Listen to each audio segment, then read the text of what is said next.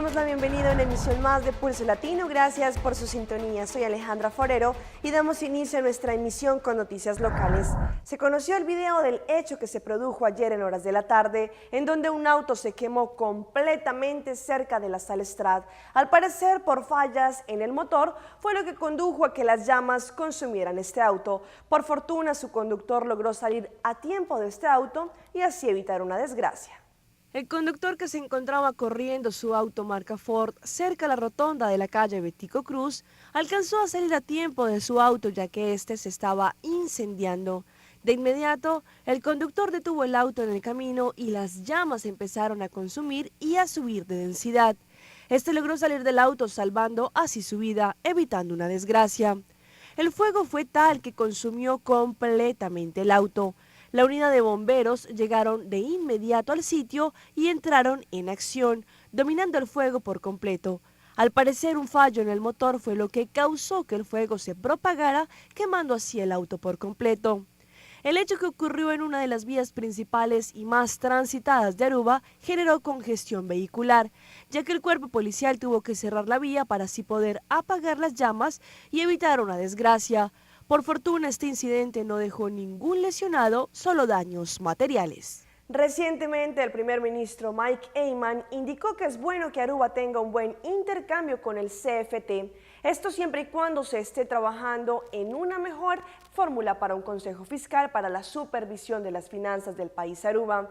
Esto, sin duda alguna, ha generado muchas reacciones entre la comunidad.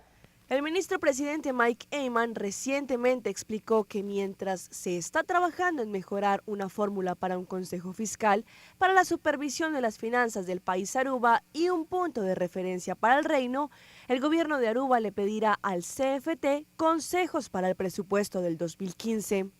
El mandatario indicó que es importante que tengamos un buen intercambio con este instituto, añadiendo que Aruba no cae bajo el CFT de la misma categoría de supervisión que sí lo tienen Curazao y San Martín, que lo incluyen en su forma de estatus aparte. Pero para evitar retos que se experimentaron en el 2014 referentes al presupuesto de Aruba, se les ha preguntado por sus consejos al CFT desde ahora. El primer ministro explicó una vez más que Holanda instituyó al CFT por medio de un estatuto para Curazao y San Martín después de que Holanda interviniera billones de florines para quitar las deudas que estas dos islas tenían. Con la supervisión por medio del CFT, Holanda quiere asegurar que San Martín y Curazao no repiten el mismo manejo en donde ellos tuvieron que, al final del día, pagar las deudas de ellos.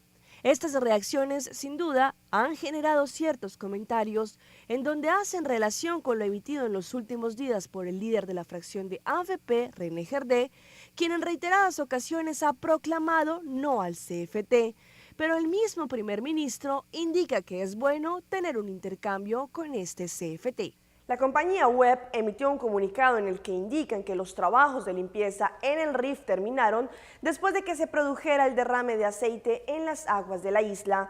La gerencia de Webb, entre tanto, envió palabras de gratitud a todas las instancias concernientes que con su cooperación ayudaron a limpiar este lamentable incidente. La semana pasada, Webb finalizó con los trabajos de limpieza en el Rif después de que se registrara un derrame de petróleo en nuestras aguas en febrero pasado.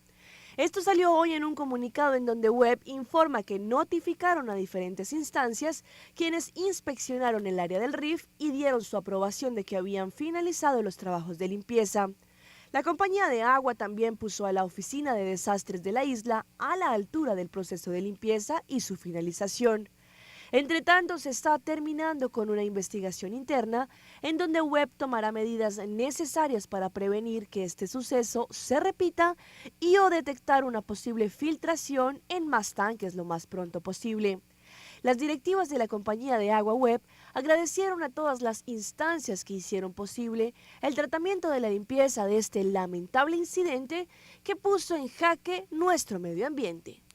Damos inicio a nuestra ronda internacional. El presidente de Estados Unidos, Barack Obama, endureció este lunes la posición de Washington ante Venezuela al declarar una emergencia nacional frente al país sudamericano por la amenaza inusual y extraordinaria a la seguridad nacional y política del exterior, que afirma supone la situación de derechos humanos y la corrupción en esa nación para Estados Unidos.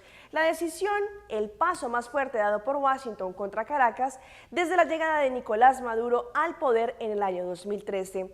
Esta viene acompañada de sanciones para 7 funcionarios venezolanos. Ante esta noticia, el presidente Nicolás Maduro reaccionó a las sanciones implementadas por el presidente Barack Obama contra funcionarios de su gobierno. Tras el anuncio del presidente Obama de sanciones contra funcionarios del gobierno venezolano, el presidente Maduro reaccionó en duros términos contra su par estadounidense. Ha dado el paso más agresivo, injusto y nefasto que jamás se haya dado desde Estados Unidos contra Venezuela, tierra de Bolívar. Obama afirma que la situación en Venezuela representa una amenaza a la seguridad nacional de su país, justificando así las medidas que prohíben la entrada a Estados Unidos y congelan bienes y cuentas bancarias de 7 funcionarios y exfuncionarios venezolanos. No tiene derecho usted a meterse con el pueblo de Venezuela, ni con esta patria que es de paz. Se ha equivocado, presidente Obama.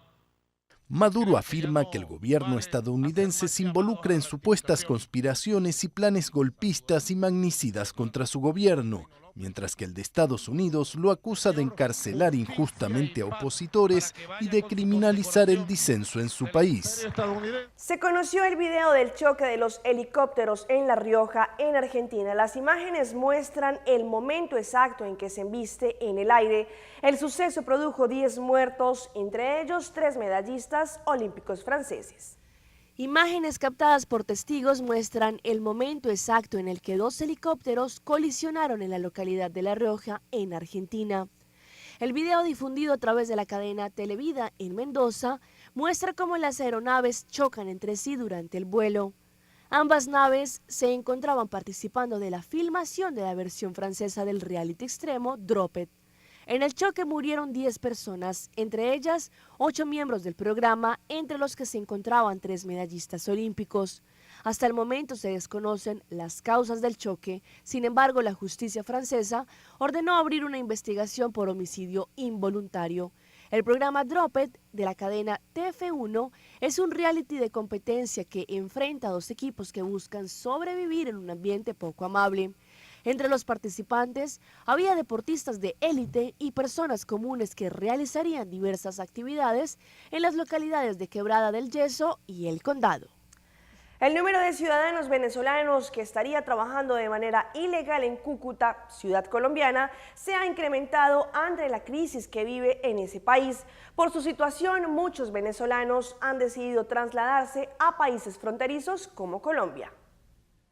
La crisis económica que atraviesa Venezuela ha hecho que a Cúcuta lleguen de manera masiva ciudadanos a buscar oportunidades económicas. El secretario de Gobierno, Óscar Gerardino, asegura que la prostitución aumentó de manera considerable en la capital de norte de Santander. Revisar pues la documentación que tienen también estas mujeres que están ejerciendo este trabajo sexual en estos sitios. Vemos con preocupación de que estas mujeres no poseen el carnet de sanidad. Eso nos preocupa mucho para las personas que visitan estos negocios. A esta problemática se le suma el incremento de delitos en los que se han visto involucrados ciudadanos venezolanos. Pero otra situación que nos preocupa es la situación que lo que tiene que ver con esas bandas hoy organizadas de sicariato, de atracos y de robos también ejercida por sectores de la hermana República Venezolana. Quienes tampoco se salvan de esta crisis son los vendedores informales que denuncian que el comercio de Cúcuta está lleno de venezolanos vendiendo diferentes productos. Ellos trabajan de ambulantes, llámese en los transportes públicos, vendiendo caramelos, artesanías, pero no están posesionados en ningún puesto fijo, sino movilizándose por diferentes puestos. Las autoridades anunciaron que la próxima semana se incrementarán los operativos con las autoridades migratorias para conocer cifras exactas de cuántos venezolanos se encuentran trabajando de manera ilegal en Cúcuta.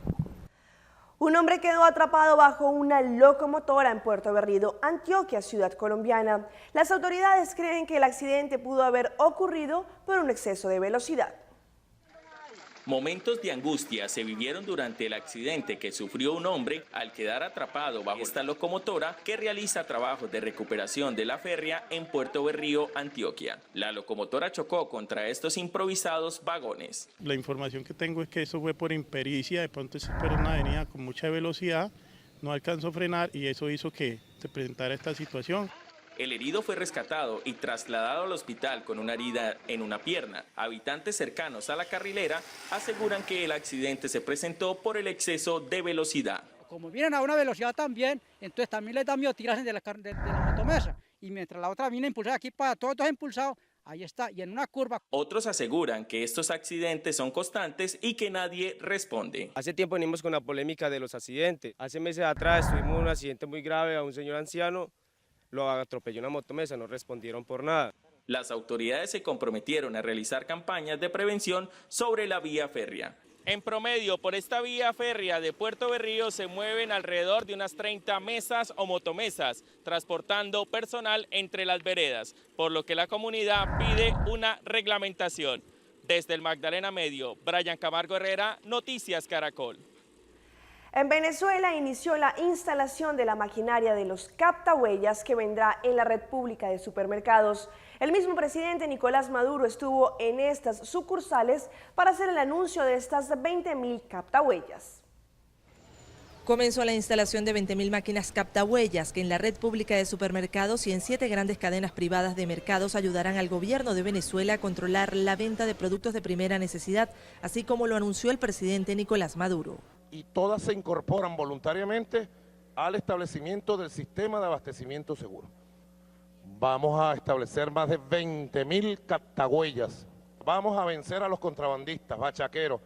Según Datanalysis, el 60% de quienes hacen las filas son revendedores. En este supermercado había una larga fila para comprar un paquete con 6 kilos de azúcar por persona, pero vimos consumidores hasta con 2 y 3 paquetes, es decir, 18 kilos. ¿Ustedes compran 3 paquetes? ¿Por qué? ¿Tanta azúcar para qué? Otro problema se plantea con los mecanismos de control. Pero ¿y cómo va a ser el extranjero que no tiene documento? Si ya tiene tanto tiempo aquí, no le han dado documento, ¿cómo hace para comprar? Tienen hijos venezolanos, ¿cómo hace? Datanalysis asegura que la mayoría rechaza el uso de captahuellas o controles para comprar alimentos, aunque algunos aceptarían la medida si con ella aparecen los productos escasos. Quiten los bachaqueros, no quita el tema de que las empresas productoras de alimentos no han recibido divisas hace 3 meses y no se están reponiendo los inventarios. La Cámara Venezolana de Alimentos Cavidea aseguró que ninguna empresa de alimentos ha recibido dólares este año para importar los productos básicos. El presidente de Colombia, Juan Manuel Santos, les pidió a las FARC que sigan el ejemplo del M-19 y se reincorporen a la vida civil durante el acto que conmemoración de los 25 años de la desmovilización de este grupo guerrillero. El mandatario le recordó a la guerrilla que por la vía política el M-19 logró lo que nunca habrían alcanzado con armas. Aprovechando la conmemoración de los 25 años de la firma de la paz con el entonces grupo guerrillero M-19, el presidente Juan Manuel Santos les envió un claro mensaje a las FARC. 25 años después, un miembro del M-19, alcalde de Bogotá, otro senador estrella del Congreso de la República. Un llamado similar hizo uno de los exintegrantes del M-19, Antonio Navarro Wolf. La continuidad de un alzamiento armado sin perspectiva de triunfo es una equivocación. Hay que negociar la paz. Otro de los asistentes al acto, el fiscal general Eduardo Montealegre, destacó la importancia de la desmovilización del M-19. Lograron una de las reformas institucionales más grandes que ha tenido Colombia, como fue la Constitución del 91. El alcalde Gustavo Petro ofreció su experiencia de paz en el actual proceso de paz con las FARC. Para sellar un nuevo acuerdo de paz que nosotros queremos ayudar a hacer. El presidente Santos reveló que uno de los generales que estuvo cara a cara con los guerrilleros en Cuba le contó que Carlos Antonio Lozada le reclamó por un atentado que por poco le cuesta la vida. General, usted fue el que me tripió. Y el general le preguntó, ¿eso qué quiere decir? Me dijo, el que me sacó las tripas y se abrió la camisa y le mostró las heridas. Se salvó de milagro. En el acto también estuvieron los familiares de Carlos Pizarro, uno de los líderes del M-19, asesinado en 1989. Es el momento de una pausa comercial, pero no se despeguen porque ya regresamos con más información aquí en Pulso Latino.